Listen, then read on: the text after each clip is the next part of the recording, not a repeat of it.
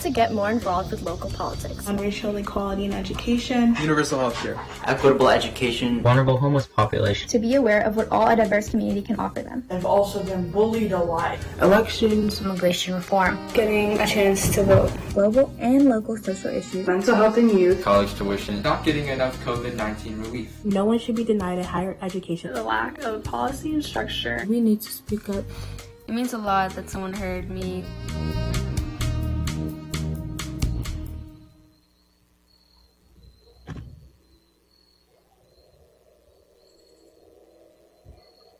Well, good evening, everyone, and welcome and thank you for joining us. I'm Sidney Katz, the Montgomery County Council President, the council member for the 3rd District, which encompasses Rockville and Gaithersburg and Washington Grove and parts of Aspen Hill, Durwood, Redland, parts of Potomac and North Potomac and all of Leisure World. I'm also the chair of the Public Safety Committee and serve on the Government Operations Committee. On behalf of all of my colleagues from the Montgomery County Council, we welcome all of the students and young people watching at home, participating through Zoom, and those joining us live on camera to ask questions this evening. We are truly pleased that we have this opportunity to be together and hold this event remotely. Of course, it would be our preference to be meeting in person, but I'm grateful to be able to use this format. We have done our best in conjunction with Montgomery County Public Schools and all of our partners to respond to the crisis and support our youth and people of all ages as best we can. But we want to know if we are actually meeting your needs. This evening, we want to hear from you about your experiences, good and bad, and your suggestions for how the community can better care for you and your friends. I want to thank our co-host, Nick Asante, who is the student member of the Board of Education.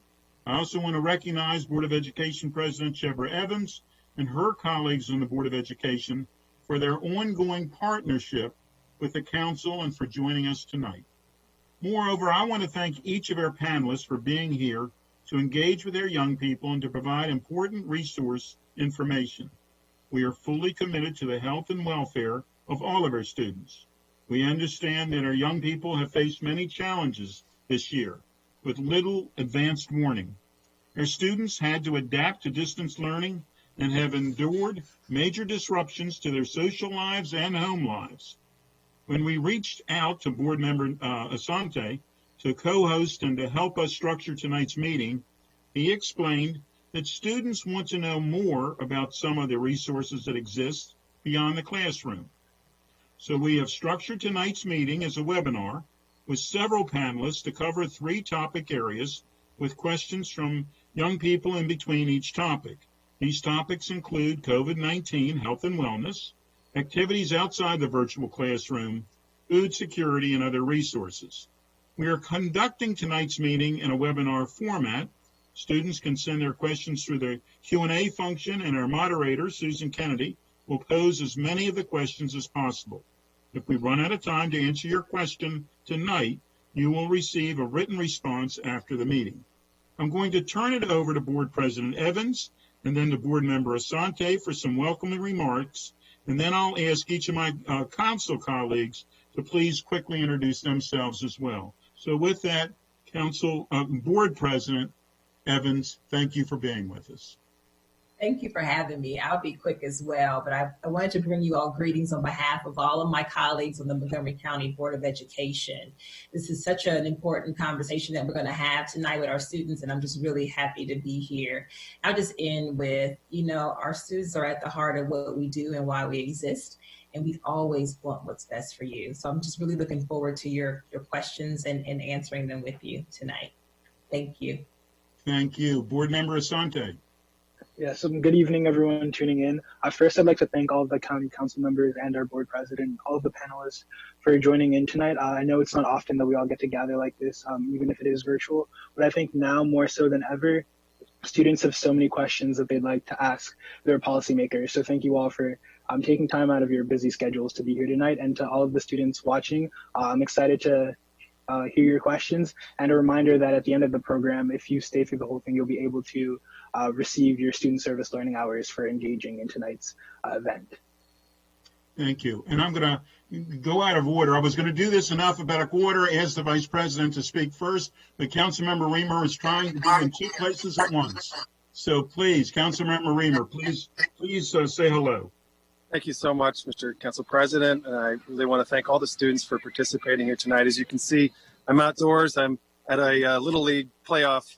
My son takes the field momentarily, and I'd like to be able to watch that game. So I regret that I'm not going to stay for the whole town hall.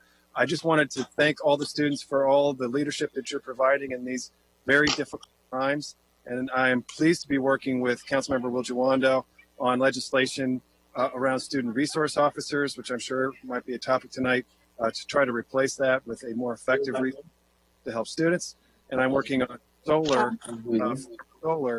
We have a proposal that could power as many as 50,000 homes with solar energy to reverse climate change. So really glad you're here, and thank you to all my colleagues for accommodating my need to move up in the queue. Thank you. Thank you. Vice President Hucker. Thank you, Mr. President. Thanks so much to all of you for coming. I'm Tom Hucker. I currently serve as the Vice President of the Council this year. I serve as the Chair of the Transportation and Environment Committee and also serve on the Public Safety Committee as well. I'm really grateful to all of my colleagues for participating, but really all of you for coming out as well. What's on your mind is really important to all of us, and I truly believe the more you participate, the better policy we tend to make. Let me apologize in advance too, because like Councilmember Reamer, I'll be leaving at some point during this meeting to join the county executive at his town hall on the budget in Silver Spring here in my district, and I want to make sure to be able to advocate to him for all the priorities we'll be talking about here tonight. So thanks again for coming. Thank you, Mr. President. Thank you. And now in alphabetical order, Councilmember Gabe Albornoz. Thank you, Mr. President. This is one of my favorite town halls every year, and I'm glad the show has gone on. My name is Gabe Albornoz. I'm one of the 4 at-large members of the County Council. I have the honor of serving as chair of the Health and Human Services Committee and also serve on the Public Safety Committee. And prior to this job was the director of the Recreation Department in the county, where we launched Excel Beyond the Bell and a lot of after-school initiatives that I'm quite proud of. I want to acknowledge our students and your leadership. We know you are going through so much right now, hard to even process and imagine, but we do look forward to doing everything we can to support you guys and answer any questions this evening. Thank you so much. Thank you. Councilmember Andrew Friedson. Thank you, Council President, and it is so fun and exciting to be part of this great event this evening. It looks like we have a terrific crowd. I think we might have the best crowd we've ever had, and so it's one example where the pandemic is adding to participation and creating greater access, not less, and certainly you all are a great example of that. I am normally the youth on the County Council. I'm the youngest member of the County Council, although probably don't seem very young to you. I grew up in Montgomery County, started advocating at a very young age, starting at your age and younger, and so I really associate myself a lot in you, and hopefully you can see yourselves quite a bit in us. You certainly are not only the future, you are shaping what we do now, and certainly are a driving force in the county's policy and politics. I serve on the Planning, Housing, and Economic Development Committee and on the Government Operations and Fiscal Policy Committee, and serve as the lead for Parks. And I represent District 1, which is all of western Montgomery County, from the DC line to the Frederick County line, from the river to the railroad, the Potomac River to the CSX railroad line. So it's great to be here. Look forward to hearing your questions and weighing in if and when I can. Thanks. Thank you. Councilmember Evan Glass. Well, thank you and good evening, everybody. I'm Evan Glass. I'm also one of your 4 at-large members, which means those of us who are at-large represent the entire county. Before joining the council, I was the executive director of Gandhi Brigade Youth Media, which I'm sure some of you participate in. But now that I'm on the council, I serve on the Health and Human Services Committee, where I'm the point person on issues related to homelessness. And I also serve on the Transportation and Environment Committee. And then lastly, I'll just share with you also that I am the first LGBTQ member of the council, and I'm proud to represent all of you and all 1.1 million people here in the county. Thank you. Councilmember Will Jawando. Thank you, Mr. President. Good evening, everybody. I'm Will Jawando. I am one of your at-large members, again, which means we represent all 1.1 million residents and are elected countywide. I am a civil rights attorney by training, but it all started here in Montgomery County in Long Branch area of Silver Spring, where I was born and raised, the son of a Nigerian father and a white mother from Kansas. So I've got some interesting backgrounds. I know, like many of our residents here in the county. I serve on the Education and Culture Committee, where I'm lead for libraries. And I just did my 80th virtual story time today, so maybe some of you have seen that. If not, tune in. I'm also on the Planning, Housing, and Economic Development Committee, very committed to issues related to education and criminal justice, and really looking forward to hearing from everybody tonight. Thank you. Thank you. Councilmember Nancy Navarro. Good evening, everybody. Muy buenas noches. My name is Nancy Navarro, and I represent District 4, which is the mid part of our county, starting in Wheaton, going north, all the way to Olney. And it is really a pleasure to be with you this evening. I chair the Government Operations and Fiscal Policy Committee, and I also serve on the Education and Culture Committee. And before joining the council, I served on the Board of Education. I am the first Latina and first immigrant to serve on the county council. And this time around, I have the privilege of being the only woman on the county council. And I always look forward to meeting with our youth. You are all so extraordinary. And I have to say that you've been so resilient during this very difficult times. So I look forward to the conversation, and hopefully we can share a lot of resources as well as answer a lot of your questions. Gracias. Thank you. And Councilmember Craig Rice. Well, thank you very much, and good evening, everyone. Craig Rice, I represent District 2, which is the middle and upper parts of Montgomery County, including everything from Montgomery Village in North Potomac, Germantown, Clarksburg, Damascus, Boyd's, Hyattstown, Darnestown, all the way up to the Frederick County line. I chair our Education and Culture Committee, so what we're talking about this evening is very near and dear to my heart. The son of a teacher, then principal, then university administrator, all at Model Secondary School for the Deaf and Gallaudet University. So I bleed education. It runs certainly deep. And then I also am a member of our Health and Human Services Committee. And so very happy to be here this evening to hear a lot about some of the ideas that you have about how we can continue to make education as well as your life in Montgomery County better. Thank you, Mr. President. Thank you. Now, Susan, I know Dr. Gales is next, so am I calling on him? Are you calling on him? How are we getting Dr. Gales on this call, please? Well, we have the very able Nick Asante here to assist us tonight, and he will take that part of the show, and I'm going to turn it to him so he can introduce our first topic of the evening. Nick?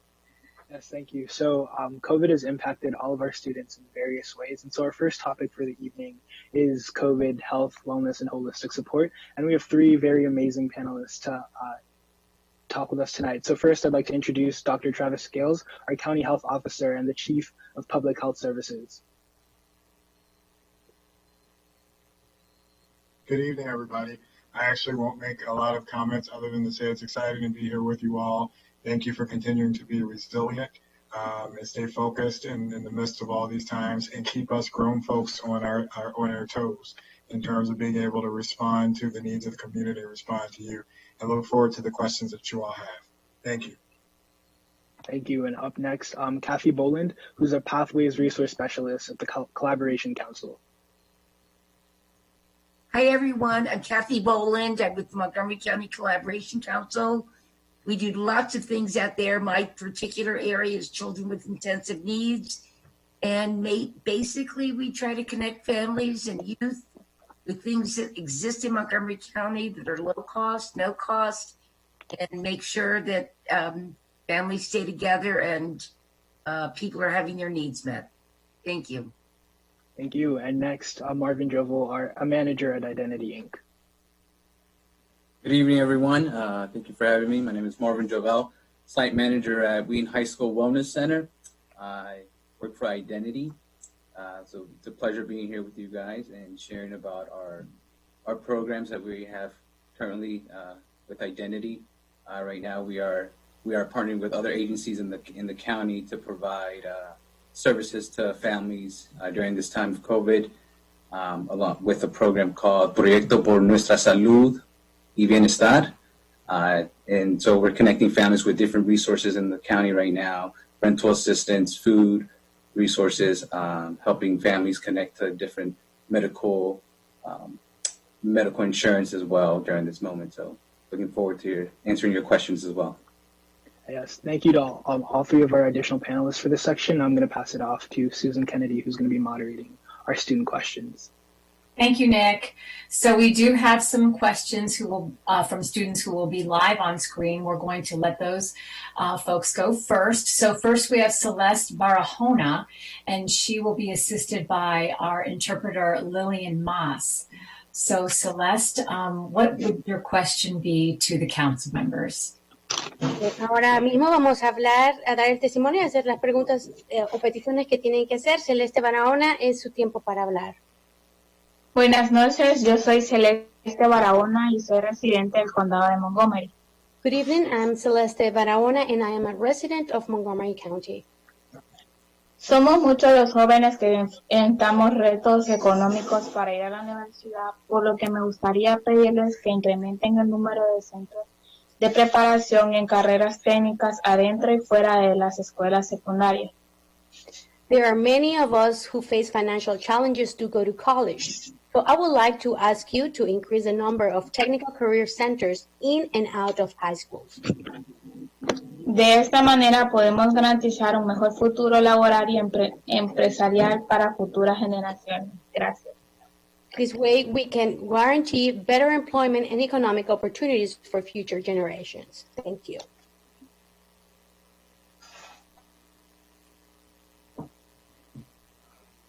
Council members, would anybody like to take that? Or Dr. Myself Gales? on mute, and I shouldn't have. Councilmember Rice, would you like to have answer that, please?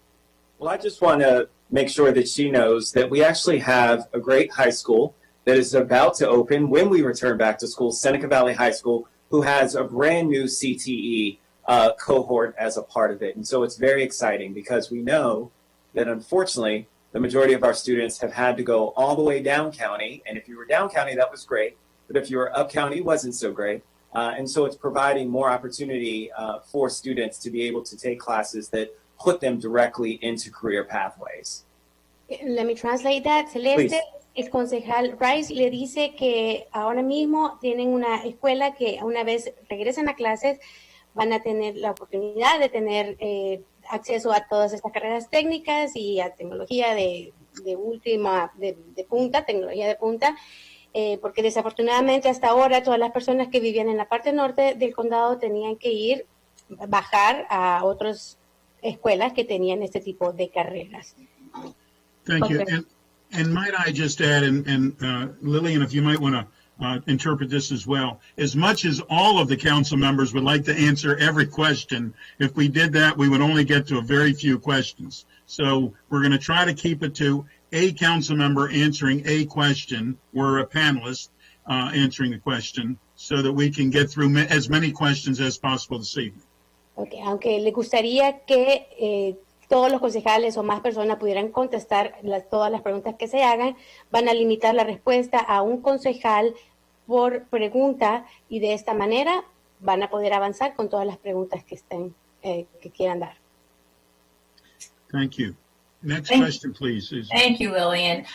Eastwood Yaboa has a question. Eastwood, go ahead and unmute and you may ask your question. Hi, good afternoon to all council members and students. My name is Eastwood Yaboa and I am a senior at Clarksburg High School. My question for you tonight is, how do you plan to better the mental state of students? And what policies and resources are going to be put in place for students struggling with school and mental health?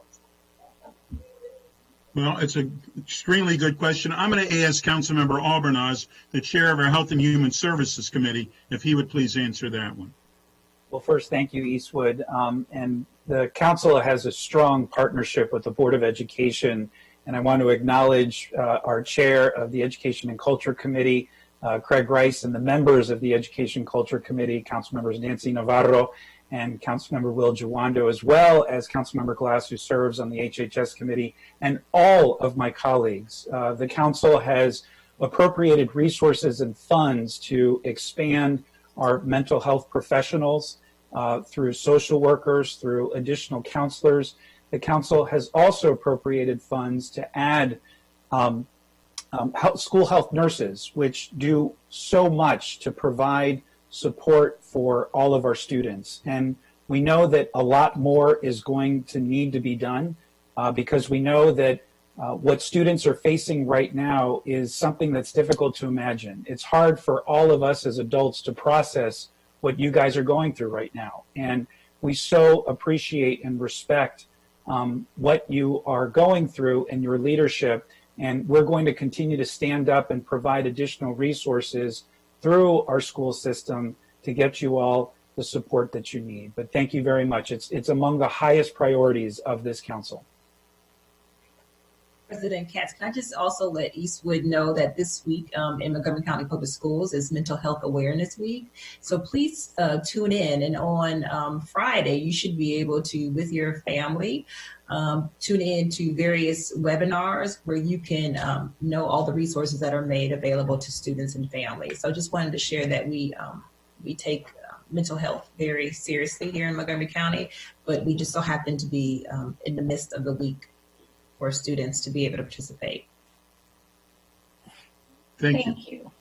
We are going to take a question from one of our attendees right now. And of course, I'm sure everybody realizes that many of these questions have to do with when are we going back to school? So I will just ask the general question that I have here. How can you be sure to ensure our safety when we come back to school physically? And do you think we will be back in school in person next semester or not? Dr. Gales, did you want to answer that?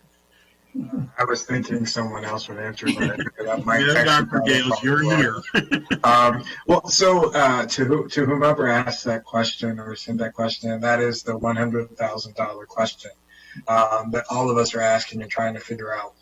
Is at what point and what are the parameters that we can feel comfortable and confident that you all going back to school is safe for you, it's safe for the teachers, it's safe for the staff, and it's also safe for everybody at home who you come into contact with, because it's important not just about your status, it's also important in terms of who you come into contact with, because the studies have shown and data has shown that yes, younger people typically do have better outcomes if they do contract COVID in terms of having less hospitalizations and less complications related to COVID.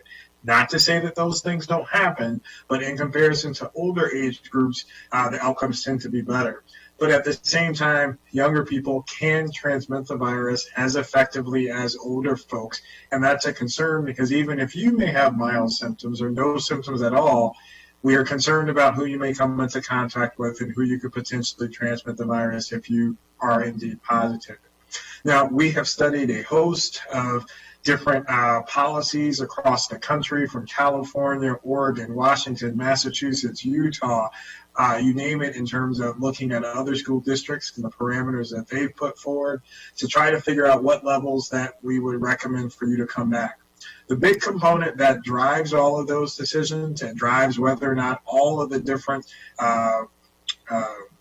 recommendations that the school system have thought through and all the different plans to keep you safe, it really is dependent upon what our levels are in the community. And so our goal is to try to drive those numbers down as much as we can so that, again, we decrease the likelihood that you, your teacher, your staff members, and other administrators, we decrease the likelihood of you walking into the school of having COVID-19. And so when we're looking at numbers right now, the numbers are on a little bit of a rise. And so we may have to take some action to tighten some restrictions on some types of activities. And just know that that is not done to try to keep people unhappy or keep them at home. It's to keep people safe. And so there's no magical crystal ball to say whether or not you'll be able to go back to school next week or in the winter, the spring semester. Our hope is that we will continue to have policies to drive the numbers down. So yes, that you will be able to go back to school as soon as it is safely for you to do so. Thank you. Thank you, Dr. Gales. Our next question will come from Layla Bityecki, who will be on camera asking her question. Layla, you may unmute and begin your question. Hello, I live in Kentucky, and I'm a student at Wheaton School. My question is, how will you and other board members help parents understand how to take care of their child's mental illness? I could not understand what she was saying, though. Did anybody hear? Your audio was not good. How will we help parents understand how to take care of their child's mental illnesses? Well, that's an extremely good question. I don't know if one of the panelists would want to discuss that. Ms. Boland, please.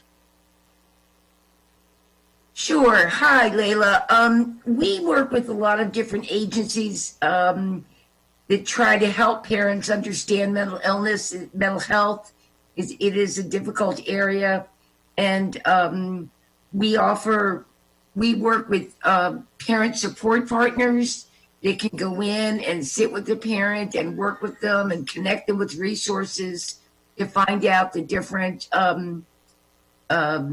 repercussions of mental health and different cultural aspects. And I would ask that if you're interested in exploring that, to please call the Collaboration Council and we can connect you with a variety of resources to help mom and dad. Thank you, Kathy. That's great. Our next question is another one that comes from our audience. We have a lot of folks who are writing into us who said, my coach told us today that our online practice that Maryland has said winter sports could start in person in December. What is the possibility that winter sports may start in person in December in Montgomery County? Dr. Gales? We do receive guidance from the state on a number of issues. We also have the opportunity to, since we have lots of experts at the local level in terms of the state of things, have the opportunity to provide additional guidance as it relates specifically to Montgomery County. The athletic department of MCPS has been working and developing plans as part of the RAISE Return to Sports plans that have followed a lot of the guidelines that have been put forward by the state so far. And in fact, we've had a number of conversations that I've participated in with them, as well as members of our staff, to come up with plans and policies to make sure that it's safe to return to the field and to the court. Now, I know that the announcement that the state made today was fairly unexpected, and so that has created the space for the opportunity for, if conditions are safe to do so in terms of community transmission levels, for those activities to move forward. And again, I want to emphasize that the ability to move forward with these plans. There's lots of great plans that have been put into place and lots of commentary from the local level as well as the state. The ability to be able to successfully do that is if we have low rates of community transmission and lower numbers. And so we'll have to continue to follow and see what the data shows us to determine if we'll be able to move forward. But I can attest that all of the officials at MCPS have been working hard to develop strategies that will allow for students to be able to return to those sporting activities, again, contingent upon it being safe to do so. Thank you. Thank you, Dr. Gales. Our next question will be on camera from Danny Aguilar, and he will also be assisted by Lillian Moss. Danny Aguilar, es su turno de hablar. I believe he's going to try to do it in English. Great. Good evening, everybody. My name is Danny Aguilar, and I live in Wheaton. Gun activity has been a constant in our area. With online learning, gun members have successfully increased their recruiting efforts in our neighborhoods. What is the county doing differently during the pandemic to stop this problem? We need more police officers in our parks and neighborhoods. We also need to know what to do if we are being through it and where to seek help. Well, thank you, Danny. I'm the chair of the Public Safety Committee, so I'm going to answer that that question. The Montgomery County Police do an extremely good job.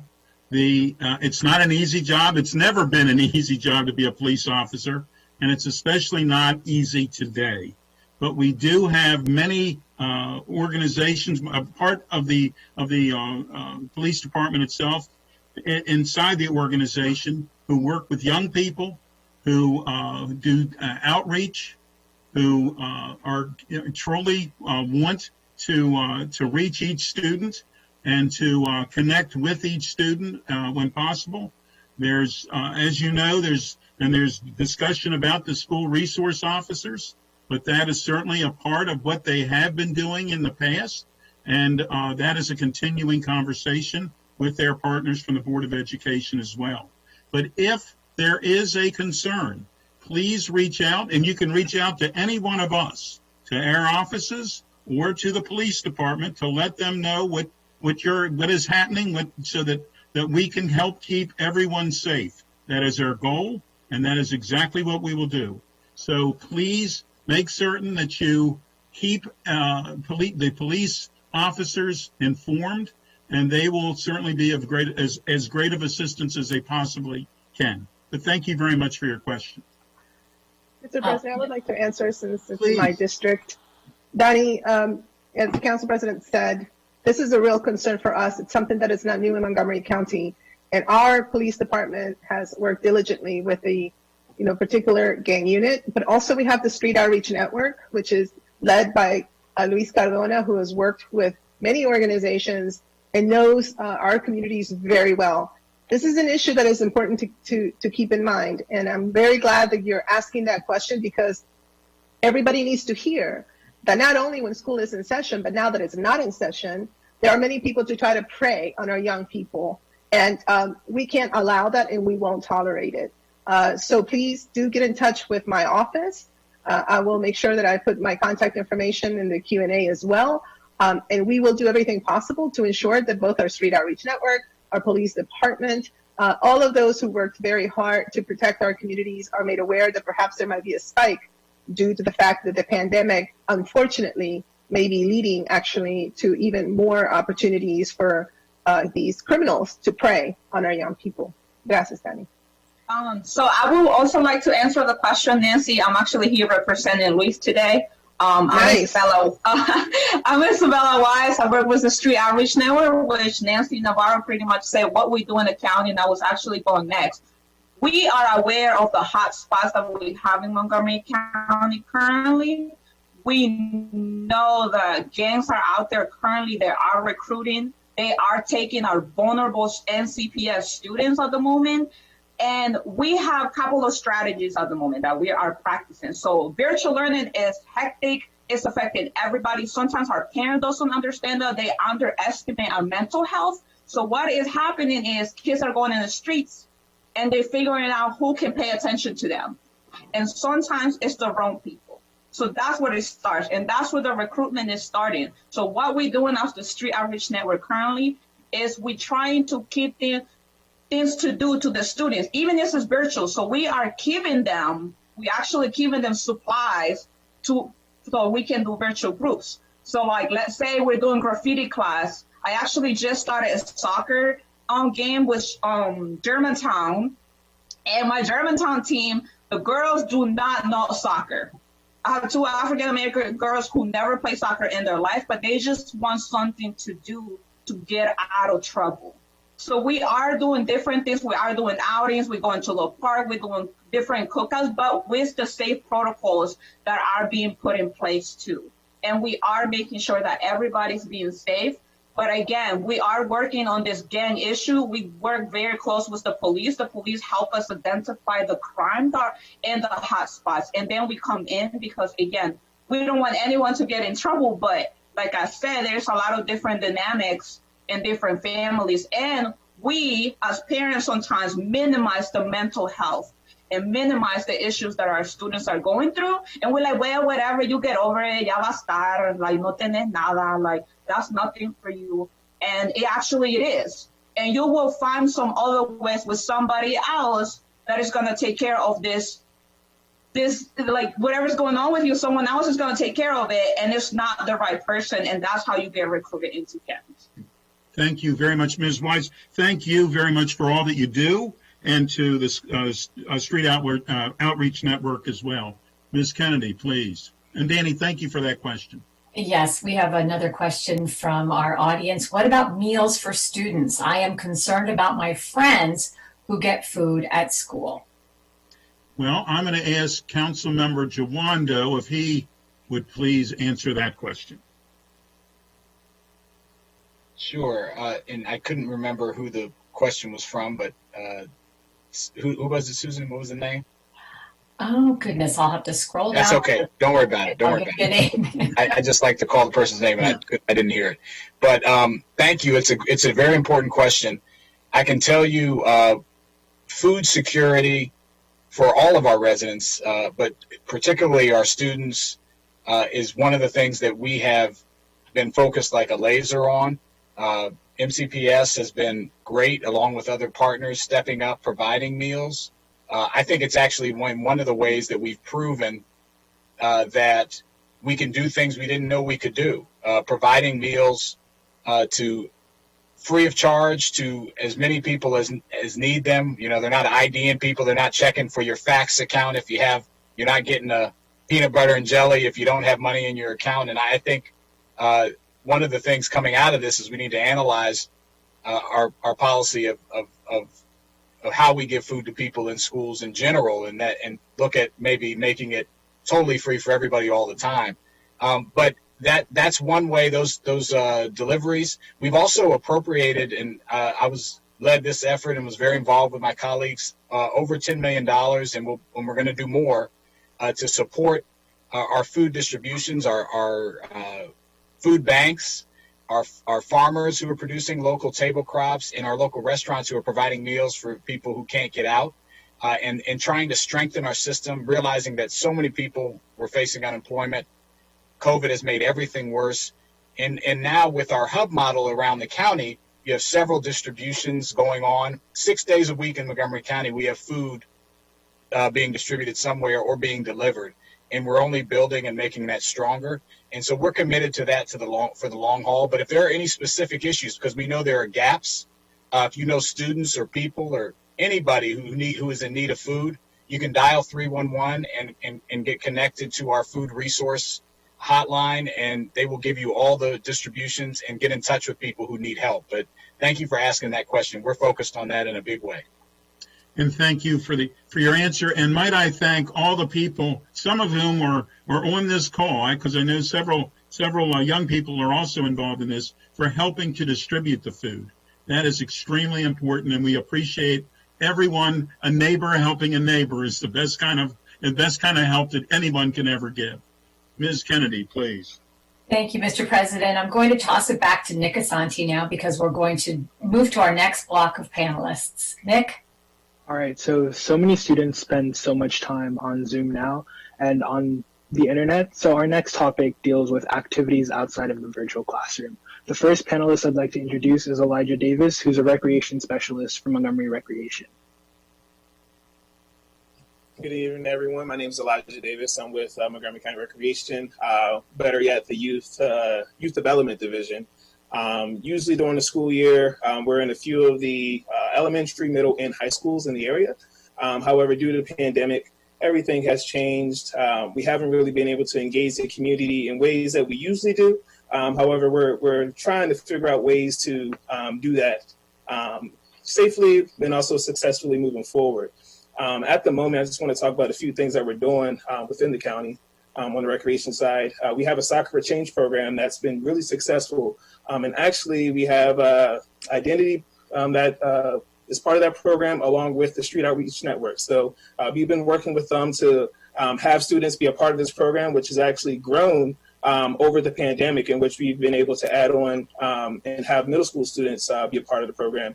It's a 6-week program that ends November 20th, and at the moment we have about 306 participants with that. So we're really excited to continue to offer that and actually get back to some type of normalcy when it comes down to some of our recreational programs.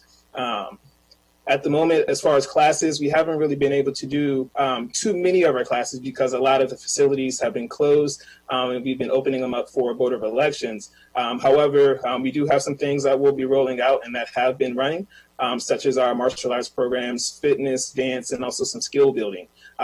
All these things that take place indoor, we've been trying to figure out successful ways to do it outdoor. And so many of these programs that we're running, we've actually taken them outdoor and have found some success with them. So if you're looking for anything as far as staying active, you can still reach out to us and go on our website, mocorec.com, to actually check out some of those offerings that we have.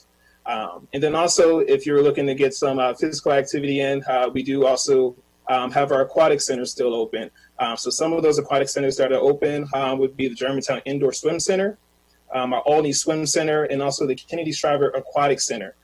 These centers will be open, I believe, until the end of November, if not a little bit longer. And you can actually go on our website and actually reserve some time to use those facilities. So, a part of the recreation, we're really trying to figure out what are some ways that we can get our youth back with us and also just active. And so we would actually like for you all to hashtag us on our Twitter account at MocoRec. And you can hashtag Youth Town Hall. And we would like to hear from you all about some activities and some ideas that you would like for us to try to offer moving forward during this pandemic. Awesome, thank you. And our next panelist is Lex Morgan, a youth development specialist at the Wheaton High School Wellness Center.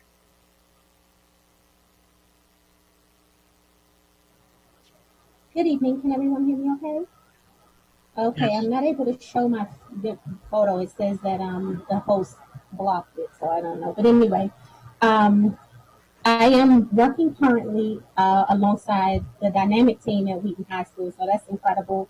We are definitely looking into various different ways to reach our students, but one of the key ways that we're doing it is through 3 programs that have launched virtually to support the students outside of the classroom. We have Courageous Queens and Courageous Kings, designed to serve the social, emotional needs of students, understanding that many of them, when asked, what is it that you miss about school most? And they're saying connecting with our friends, talking to people, like literally just being connected to human beings. So those programs are serving to support in those areas. And Nighttime, which is designed to serve the students exclusively at Wheaton High School to help with their English, with math, with reading, and also to engage them in activities that bring them together also outside of the classroom. So we're recruiting for these programs on a rolling basis because we want to be sure that we're honoring students who are in different phases of their lives and have different things going on. So we certainly are striving to support those students, and we're constantly looking for new students to recruit. So that's where we are. Wonderful. And our final panelist for this section is Isabella M. Wise, the Community Services Aide for Street Outreach Network. Thank you. So I did kind of introduce myself early when I was talking about gangs, but I do want to emphasize the fact that there is a lot of outside of virtual learning programs out there. There is so many nonprofits that have come together at this point and creating multiple programs. And the programs are, again, social and emotional learning, different sports that you can do online or outside of your computer. And I do want to emphasize the fact that just because we are in a pandemic, that doesn't mean that we have to isolate. So isolation for us is not the best that they can do at this point. Thank you. And now I'm going to pass it on back to Susan for the questions from students. Thanks, Nick. Our first question will be on camera, and it is from Daniela Perez. Daniela, you may begin. Hi there, I'm Daniela Perez. I'm from Pittsburgh. I go to school in Northwest. And before we start, may I ask Ms. Kennedy to give Danny Aguilar my contact information? I would like to introduce him to this organization related to what he spoke about. Sure. Thank you. Absolutely. So I think it's important to talk about what I'm about to discuss, even though we're not in school yet, but that day is sure to come. A few months ago, Councilmember Will Jawando was on the Sound of Collaboration podcast with Elijah Wheeler.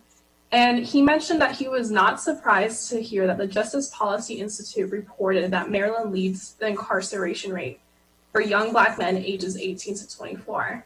He also shared some interesting data saying that in 2018, 50% of arrests were in Montgomery County were those who were Black. From 15,000 arrests, 50% of those were Black when we only have an 18% population. And he mentioned that he would like to implement some more mentoring programs, alternative incarceration, and reevaluating the school discipline to help with the problem. And with council members voting to keep school resource officers in and the ever-going racially disproportionate of disciplining conducts and MCPS continuing, it's currently up to each high school to decide how the conducts will be handled. I would like to ask what has been done so far. Have any of those ideas gone into motion? And how can MCPS and Montgomery County work together to create policy to eliminate racial bias in school disciplining conduct?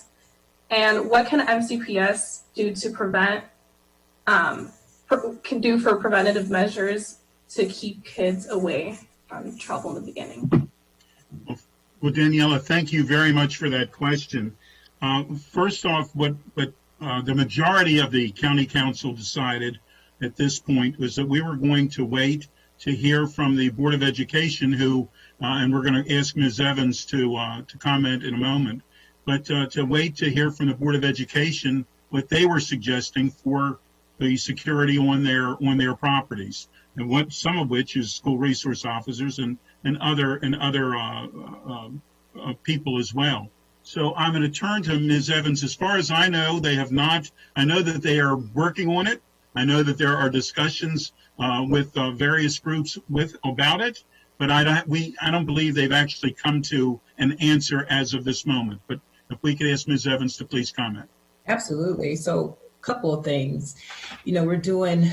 We want to make certain that our students are staying in the school. So I'll tell you that we are working on restorative practices. That's a practice that we're doing throughout our school system, where we're really trying to focus on building relationships with our students so that when they do and have an issue where they are have done some sort of harm to their peers, that we're able to help them to better understand how to restore the relationship and reflect on what has happened.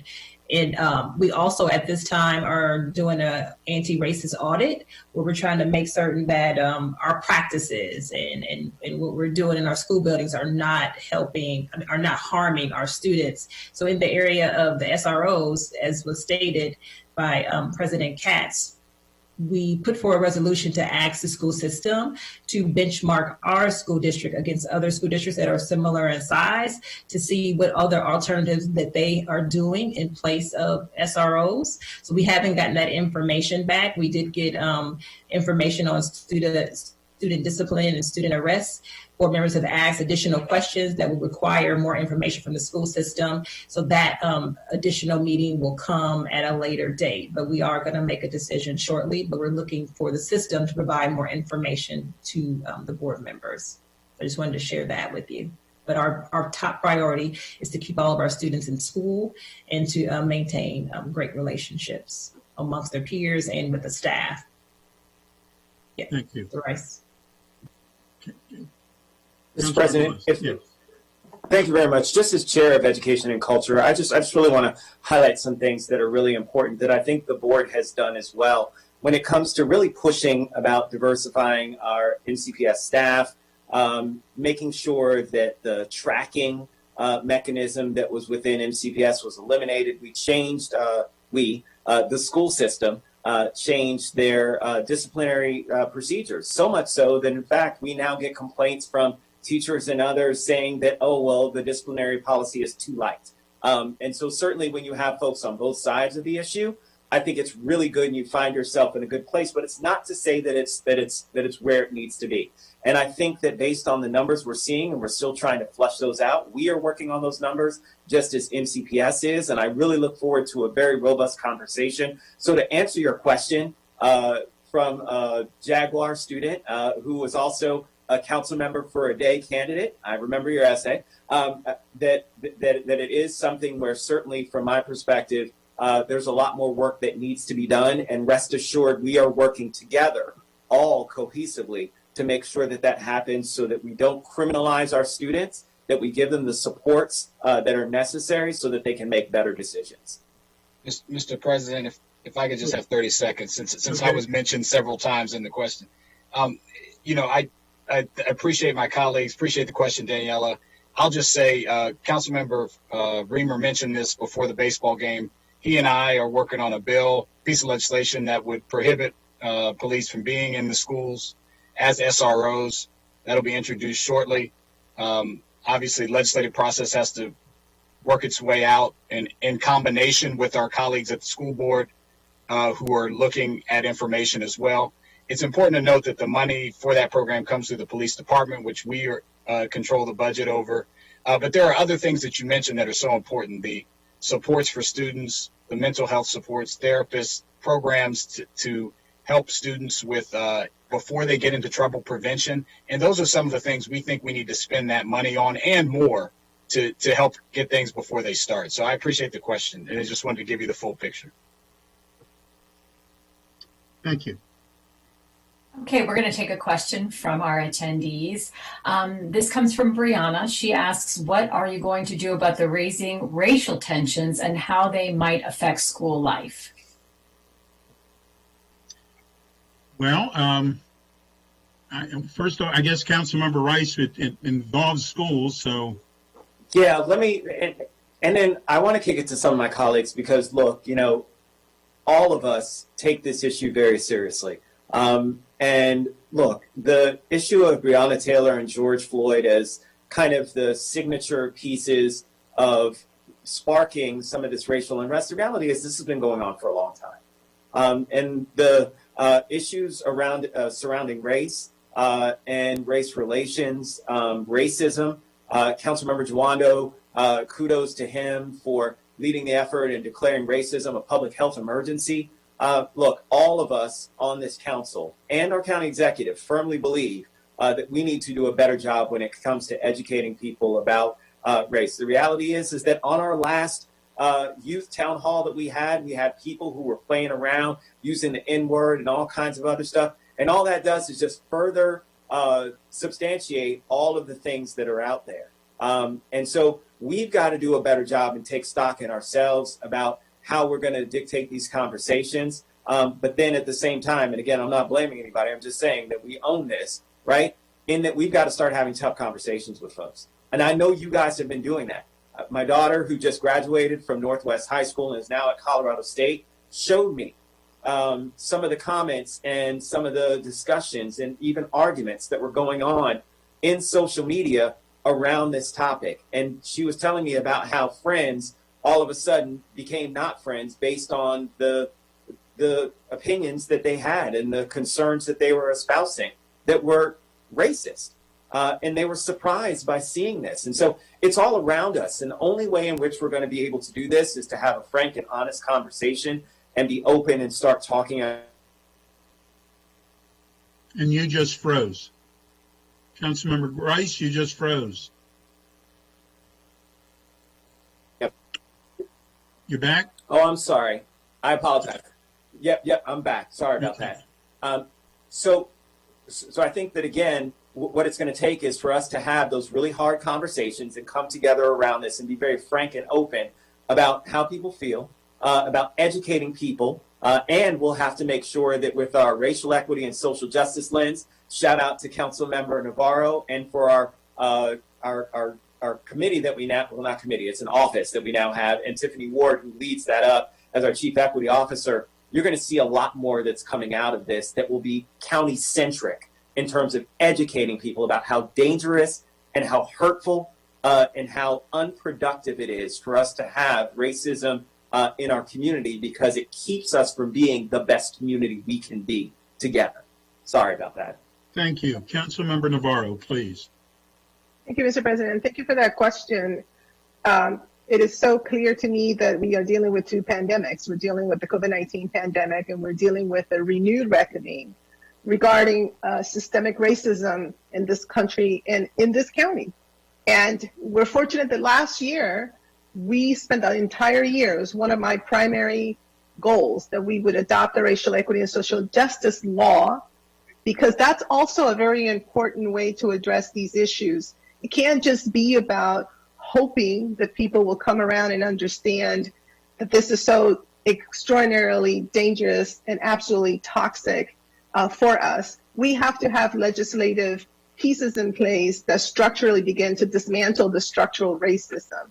So that is a very important piece. One thing that I have said in many of the meetings that I attend is that this pandemic in many ways has come to illustrate to people that don't seem to get this issue how critical it is that we worry about the disparities that affect everybody. Because a lot of folks sometimes don't think that issues of racism affect them. But look at this virus. This virus doesn't stop to ask someone what your race is or your ethnicity or your socioeconomic background. We know that our, for example, Black and Latino communities are disproportionately affected. And if we're not able to address those disparities, look, it affects everybody.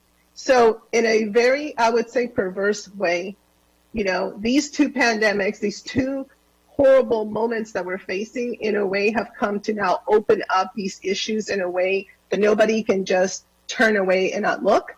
But it is incumbent upon legislators, and it is incumbent upon all of the policymakers to begin to structurally address these issues, not just, you know, talk about it or just pass, you know, a little resolution, but structurally begin to dismantle this and hold people accountable. And when people run for office, they need to specifically describe how it is that they're going to address these issues. So I want to thank the young people for standing up and saying no more, no más, and making sure that you hold those of us in office and the leadership in this county and in this country accountable, because we got to eradicate this ill from our society once and for all.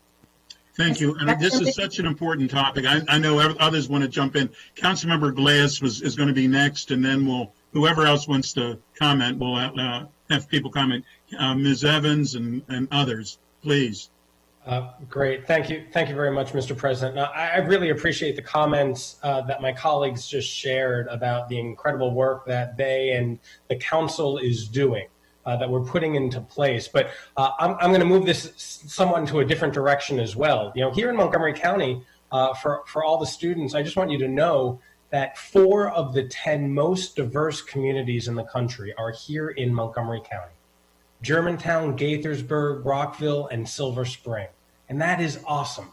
And we love our diversity. And our diversity, yes, includes skin color.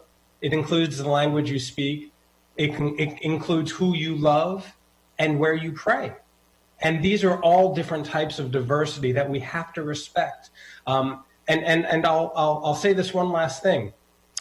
While we are working here in Montgomery County and in our schools to make sure that everybody is welcome, I'm praying that come November 3rd, there will be another change a few miles down the road in Washington, D.C., where the tone and tenor of the highest elected official in our country will no longer be spewing hate out of the White House. And so I'm hopeful that if that change does come on November 3rd, and make sure all of your parents vote, all of your neighbors, all of your siblings, and those of you who are 18, please vote, so that we can restore some civility here in our country, which I do believe will come down to Montgomery County and into Montgomery County public schools as well.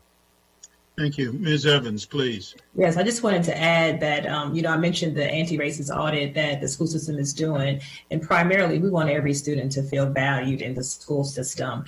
Our Office of Curriculum and Instruction is undergoing a review of our curriculum so that all of our students can see themselves in the curriculum, in particular in history and social studies. Our staff, they're all having courageous conversations. And, as a result of the pandemic, it has raised people's awareness at how much our students are being impacted by racism. So I just want you to know that we hear you, we see you, we get your emails. We're trying to look at our school buildings where there are names that are being displayed that when you see it, it's not something that we want our kids to think about. We're looking at the school buildings, so we're doing all of that. So just continue to send in emails, talk to our student board member. He definitely carries your voices forward. I just want you to know that we're doing all that we can to make certain that we're dismantling racism in the public school system. And I'm going to ask, this is such an important topic, I'm going to ask Councilmember Albornoz, who also wanted to speak, and then we'll go into another question. Thank you, Mr. President. I'll be brief. I very much agree with all of the sentiments that my colleagues have made so far, and so appreciate Ms. Evans's comments just now on the steps that the school system is taking. This council last year participated in an incredibly powerful and intense multi-day racial equity training. It was enlightening. It brought forward and brought to the surface issues that many of us had been wrestling with, many of us had been going through personally. And that training, I thought, was one of the most effective that I've ever been through. And I've been in this space for a long time. And I think it's important for all of the individuals that work directly with our youth to go through a similar kind of training, to go through a similar type of process by which you take the time to fully conduct a deep dive and look at history, look at context, and create a safe time and space for us to have these conversations. Because we as adults have to be prepared when students come back from school to acknowledge that we are at a massive inflection point in the history of our country that we haven't seen since the civil rights movement. And this is an opportunity for us. We're seeing youth leaders emerge across this county, and we are going to need to be able to harness that energy and these discussions in a way that will be able to carry us forward. And with trainings like that, I'm confident we're going to be able to do it. So appreciate these comments and look forward to the future. There again, Ms. Kennedy, we should ask another question as much as we would like, just to keep answering this one, please. Yes, we have another student who would like to ask their question on camera. Elham Shore, it is your turn.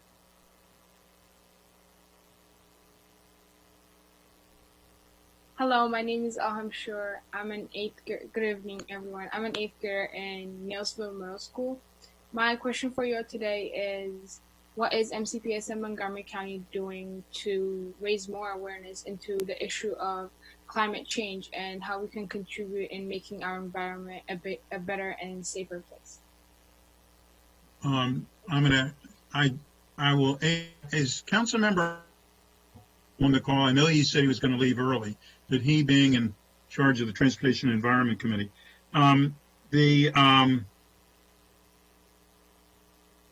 I guess Ms. Evans would answer it at the beginning, and then Councilmember Glass, if you will, as a member of the Transportation and Environment. But Ms. Evans, did you want to comment on this?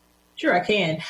So we have a student town hall with our students twice a year in the fall and the spring. And what we heard from our students last year is that we don't do enough in the area of climate change and just educating students. So we've talked with the curriculum office about finding a way to incorporate more information to inform our students. But we're doing things as prior to the COVID-19, we were trying to get a grant to have electric buses that's definitely impacts our environment, how we build our buildings, how we're making certain that we are doing recycling. I couldn't get it out, but we're trying to make certain that our students know every step of the way what they can do to be better informed and to help conserve energy, but also in how we are building new buildings right? So that's just a few of the things that we're doing around climate. And Thank you. Councilmember Glass. Elham, thank you for the question. Just this week alone, the council has been doing a lot of different things to support the environment.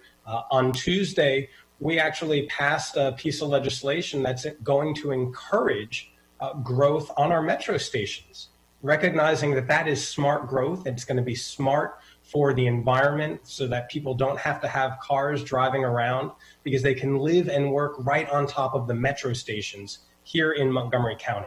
And hopefully some of that will be built by the time that you want to move out of your parents' home, right? And so that's the long-term vision that we have. And then also on Tuesday as well, the entire council joined together in an effort to encourage more composting here in Montgomery County. So that we can, when you're making dinner and you have some food scraps, you can send it off and it can be turned into mulch and composting at some of the farms here in Montgomery County. And that was just this week alone. So we are doing a whole lot of other things as well. I can share with you more things, send me an email or whatever, but I really appreciate the question. But know that we are working on this because we want to make sure the future is greener for you and your kids. Thank you. Councilmember Rice. Just on that end, Councilmember Glass, you set it up perfectly. I want to encourage everyone, if they're not a member of Green Team at their high schools, and I think some middle schools may have them too, to join. And if you don't have a Green Team, reach out to another school that does and start one.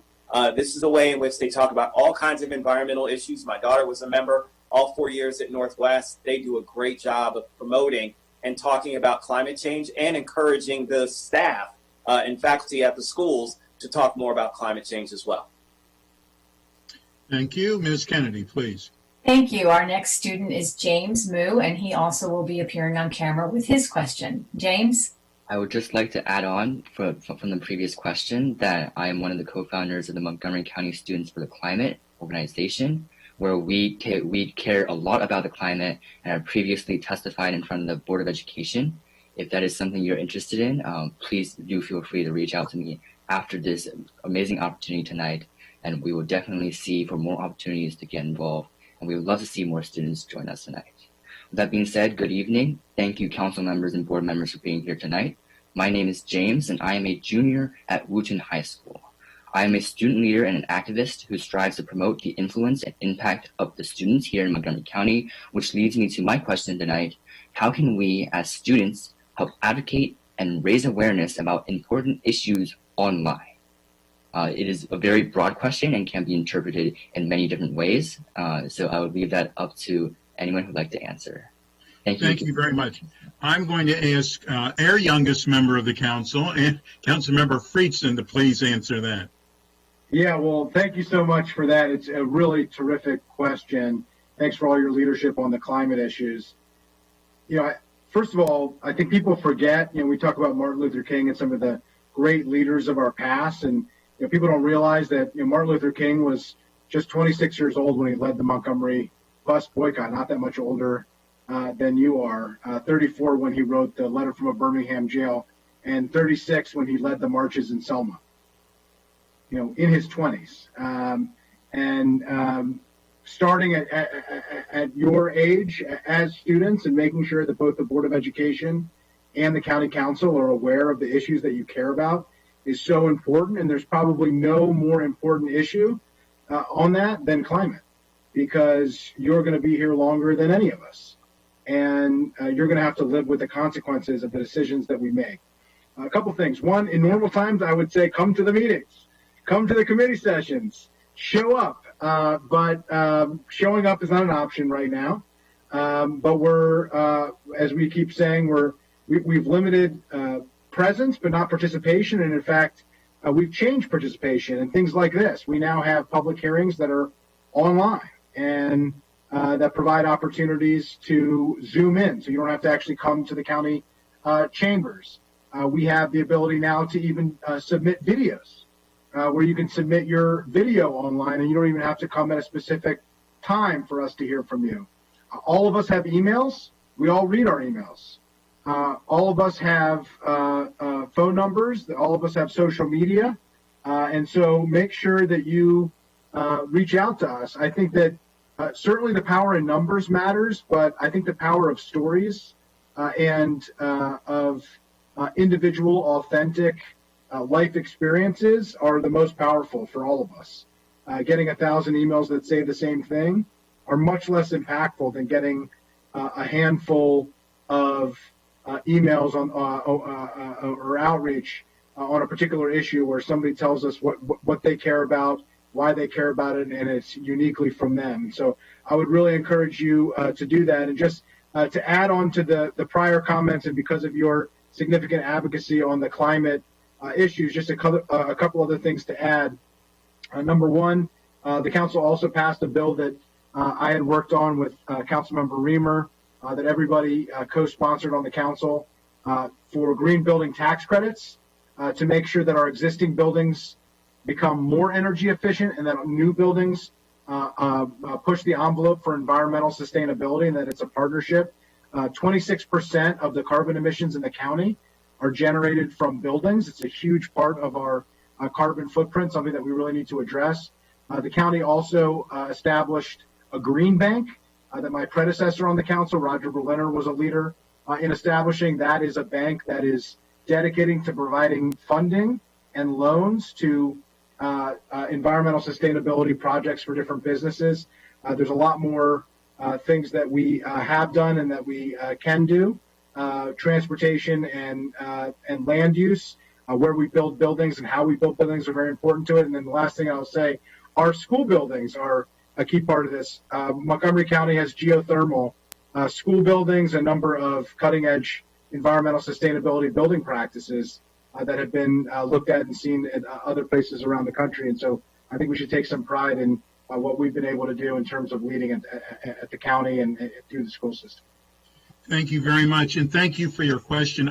Let me just add one thing. The reason I became involved in government, that was in Gaithersburg, and I ultimately became the mayor of Gaithersburg, is because a former principal, a good friend of my family's, and I was friendly with his son, but a former principal asked me to get involved. He said, Sidney, we need young people to be involved. In this case, it was in Gaithersburg, and because of him, I did it.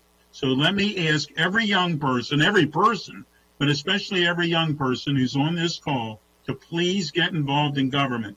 We need your help. Thank you. Ms. Kennedy, please. Yes, next we have Mahe Kanvar. Mahe, you may begin with your question.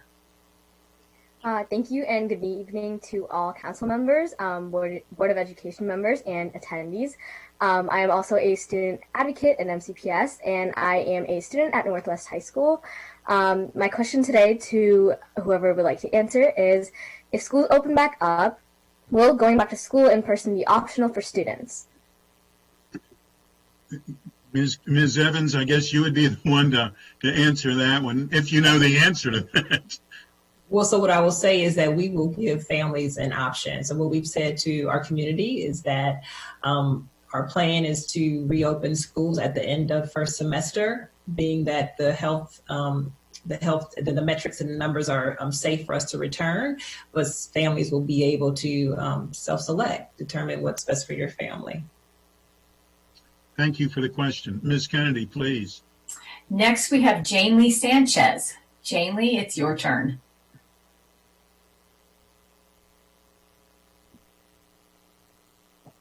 Nellie Sanchez. I am a junior at Prince Richard High School, and my question is regarding sexual assault. So I recognize that over the summer, since the allegations have come out, the county has taken certain precautions and passed certain policies to help victims, such as making scheduling changes so that victims aren't scheduled in a class with their abusers and updating their reporting policies.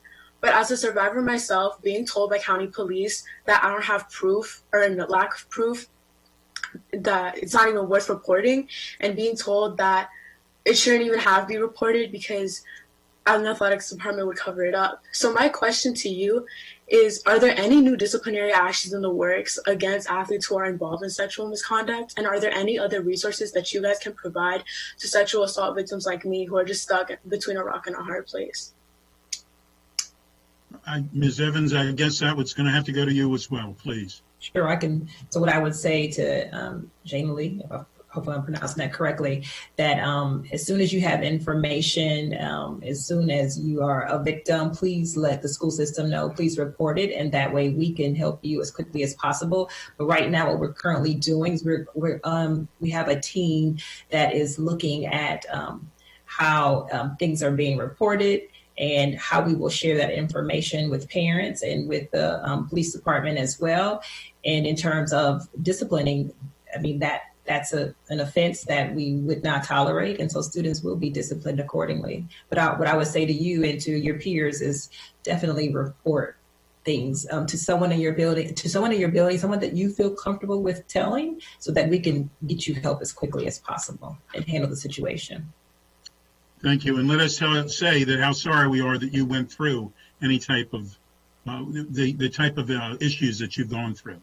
We are here to help in any way that we can.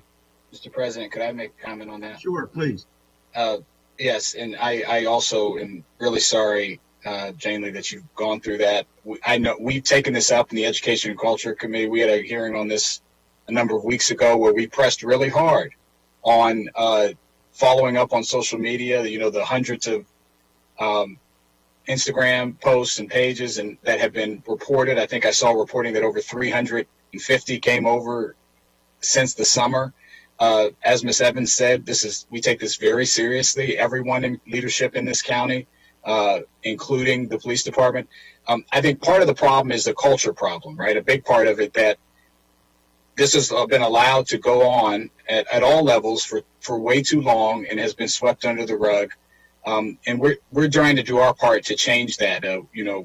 I introduced a bill that will help in the workplace, but I think it's connected to your problem because 81% of women have experienced sexual assault. 81%.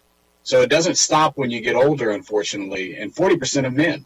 And so this bill would lower the standard to make an actionable claim of when you feel, when someone feels that they're sexually assaulted, because often the bar is seen too high and that you get that kind of language that you were told.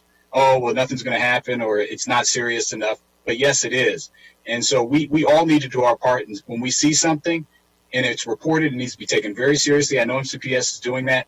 And there needs to be the appropriate discipline and safety protection. And I'm glad you raised that, making sure that it's not just discipline on the person, but that you feel safe and that you get the resources, counseling, different schedule. You shouldn't have to leave your school necessarily. All those things need to be looked at. And I know MCPS is looking at them. So we're here to support, but we're open. And this is something that's going to be an ongoing issue for all of us. If I could just speak really quickly to this, Mr. President, yes. I know we're over, but first of all, Jane Lee, thank you for your bravery to come forward and share this before all of us. That took a lot of guts on a lot of different levels, and you speak on behalf of a lot of people right now. And I want to make sure that you get the treatment that you need to deal and process with what you have been through. And so please follow up with my office, and we will be happy to put you in contact with some incredible organizations that are supported by the county that can provide you with the help that you need to process this. Nobody should have to go through what you've gone through, and you are not alone. And I wanted to mention, I failed to mention that the policy committee is currently revising the sexual assault policy. So I forgot to state that. I do want you to know that we're working on that. And Councilmember Rice, please. Just very quickly, and thank you, Councilmember Albanos, for exactly what you said. We really applaud your courage. That was not easy. 240-777-4357. Again, 240-777-4357. That is the Victim Assistance and Sexual Assault Program for Montgomery County's 24/7 crisis hotline. Please call. Anyone who is on this call who has suffered a sexual assault, I used to be on that board. That's what I did before I came to the Montgomery County Council, before I got elected. I was there. They provide tremendous supports, just as Councilmember Alberno said. So anyone who's there, again, because this is really important, that number again, 240-777-4357, 24/7, they will answer the phone call and you can get assistance. Please do. Thank you. Next question, please. Thank you, Council President. As Councilmember Albornoz mentioned, we are at the end of the show, but we're going to keep going because we've had some really important discussions that have happened this evening, and we have a couple of more questions that we want to get to in another quick presentation. So please stay on the line. We appreciate it. And I'm going to turn now to Estella Villafane. Hi, my name is Estella Villafane, and I am a student at Montgomery College. As Daniela has mentioned, Black children make up 1/5 of MCPS enrollment, and yet half of them are arrests. After the County Council voted against removing SROs in school, they have pushed this matter to you all in the Board of Education. As a result, you have had this forum on this topic, but it heavily involved SROs, their thoughts, their opinions, and their voice. This issue is not new. A lot of students have gone to school in fear based on testimonies anonymously posted on social media. Shouldn't we reinvest this money on counselors, mental health specialists, etc. instead? And when could we expect your plan to make a final recommendation to the council? End of the year or end of the school year? Thank you. We did discuss this a little bit earlier, and Ms. Evans, do you have a timeline as to when the Board of Ed will come back to the council? Sure. So we are getting the recommendations in January. And the county council didn't push us. We put forward a resolution to state that we wanted the school system, the board directed the superintendent to pull the student data on discipline, on arrest, and to talk about what we could do as a school system to be able to provide more supports to our students in the area of counselors and school psychologists. So the county council, although they do fund the SROs, they did not push us to do this. This was something that the board put forward on their own. So what we're going to do is we're going to get that recommendation. We want to have a community discussion. We want the community to know what we're going to do and how we're going to do it so that no one is surprised. And so you're right, we are very much aware of the data, but we wanted to have it come back and get an update. So that's what I will say to you, Estella. Thank you for being so involved and staying in tune to this. And so in January, we will have further discussion and get the recommendations back from the superintendent. So stay tuned. Thank you, and thank you for the question. Ms. Kennedy, please. Yes, now it's time to go back to Nick Asante to introduce our next panelist who has a presentation for us on food security and assistance. Nick? Thank you. Before we move on, I do want to comment with Estella's question about the representation on that commission. I do want to say that we are increasing the number of student spots on that commission to increase representation. And also, I didn't mention this earlier, but jumping back to Janelle's question as well, serving on the policy committee, we are looking at, like Ms. Evans mentioned, we are looking at our sexual assault policy, and that also includes updating the ways in which students can report, as well as updating what that discipline is for reporting. But with that being said, moving on to our final section of the night, which is food security and assistance, I'd like to introduce our additional panelists for this section, Ali Scarlett. Great, thank you so much. I'm just going to quickly share my screen. 1 second. Okay, great. Thank you. I'm not sure my video's not coming, but I guess it's easier. You can just look at the video, so it's okay. Anyway, first of all, can you guys hear me and everything? Yes. Okay, great. Awesome. Thank you so much. So my name is Ali Scleru. I'm a program assistant for Montgomery County Food Council, and I'm really grateful to be here to share some resources about how you can, if you need any assistance accessing food for you and your family, how to get this. So just to give you a quick overview what the Food Council does, while obviously our focus lately has been on food security, making sure our community doesn't go hungry, we also bring together council members and stakeholders to create a local, robust, local, sustainable food system within 4 different working groups. So food education, food recovery and access, food economy, and environmental impact.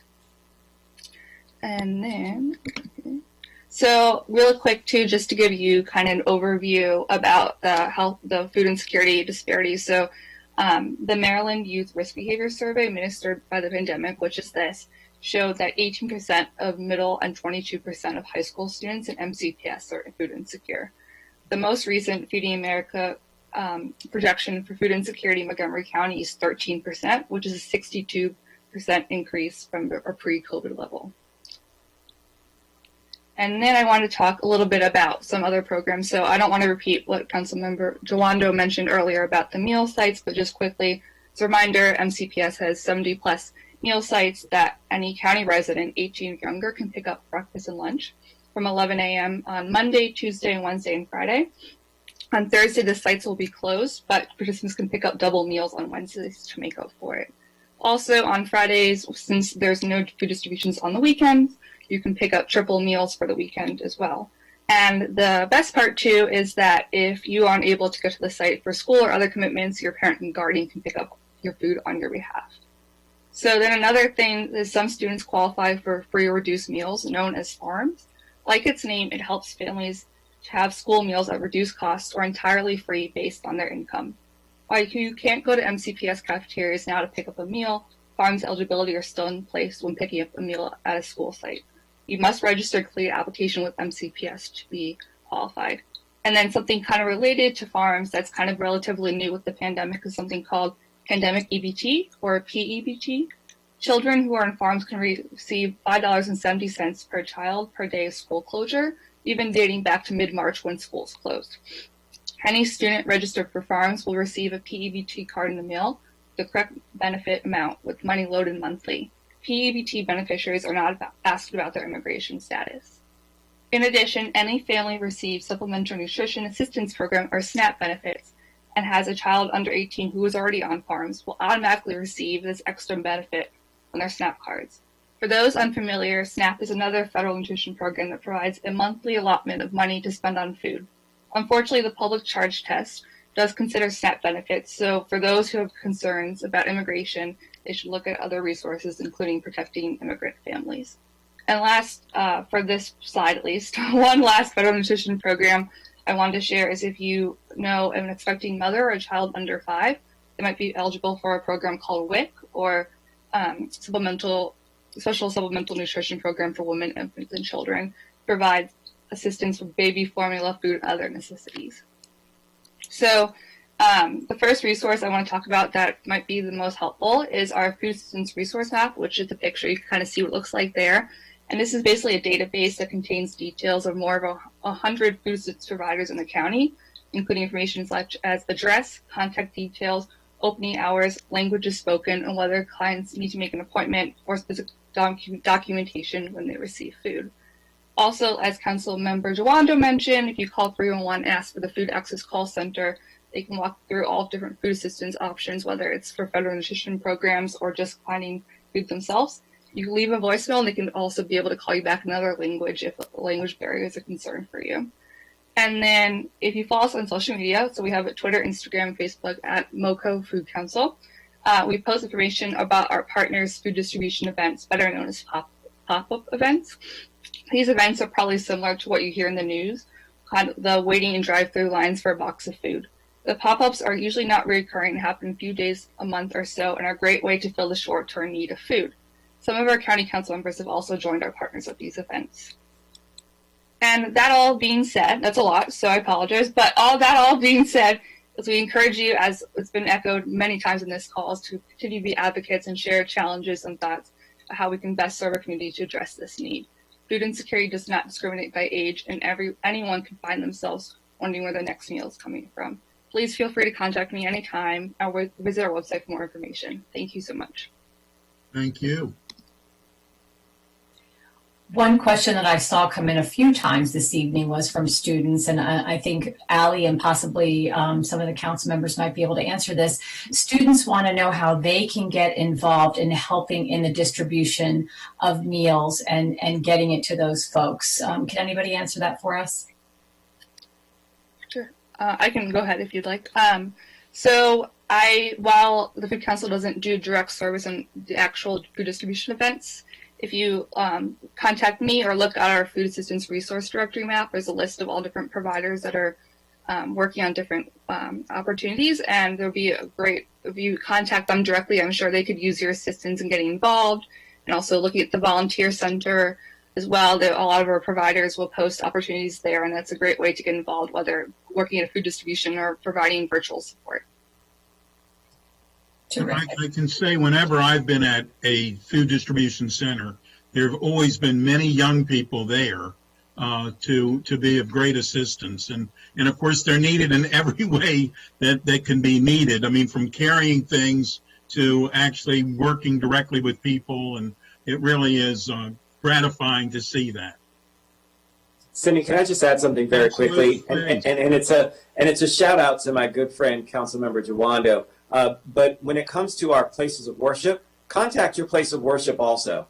Reach out to them, whether it's synagogue, church, mosque, because they're very likely doing something in your community at some place that you already attend. I know at Mount Calvary Baptist Church, where I attend in Rockville, they're doing it. I know that Councilmember Jawando has participated. I've actually participated with a mosque in Germantown over at Neilsville Middle School and done some distribution there. So there's so many of our faith-based institutions that do it also. So reach out to them as well. But the Volunteer Center of Montgomery County can certainly link you up with that. But reach out to your own neighborhood associations. Those are folks that you know, that you deal with all the time, who are doing this great work in the community. Thank you. Thank you very much. I think we're going to have to wrap it up now. But before I toss it to the council president and Nick Asante to close us out, I just want to say we had more than 300 questions come in tonight during this town meeting, which is really fantastic. We also had some students who had raised their hands, who wanted to ask questions online, in person. That speaks volumes for this student population we have here in Montgomery County. We've got a great bunch of kids who are engaged. And I can tell you the questions that I saw were really, really good. To tell these students who did send their questions in, we will answer your questions. So be patient. We will get back to you. And I'm going to turn it to Council President Sidney Katz to say goodbye. Well, I'm going to turn it. Thank you very much, Ms. Kennedy. But I'm going to first turn it to Board Member Asante to please say goodbye. And then I will thank everyone at the end. Please. All right, yes, thank you. And thank you everyone who tuned in tonight. It was great seeing the high number of participants. And thank you to all of our county council members, our panelists, Mrs. Evans, and everyone who made this program possible. Like I said earlier, I know now so more than ever, students have so many questions that they want to ask their policymakers. So it was great having this opportunity for students to communicate with you directly. And like it was just mentioned, if your question wasn't answered, it's going to be saved and it will be answered later. And stay tuned till the end to get that SSL link. But yeah, thank you guys so much for coming out tonight. Well, thank you. First off, we have to thank Ms. Kennedy for doing such a wonderful job. Nick, you made this be a very different Nick at Night for us. We appreciate that. You did a wonderful job as well. And we want to thank and of course my colleagues. They don't always get the thanks that they deserve, but they deserve a lot. We certainly thank them. And to the Board of Ed, Ms. Evans and everyone else involved, and to the students, obviously, everyone else involved in this call. You truly make a difference. You help us. We try our best to help you. And by all of us working together, we prove once again why Montgomery County is the best place to live in America. So thank you very much for being here. You will hear back from us for all the answers. Thank you and good night. Stay on board, kids. We're just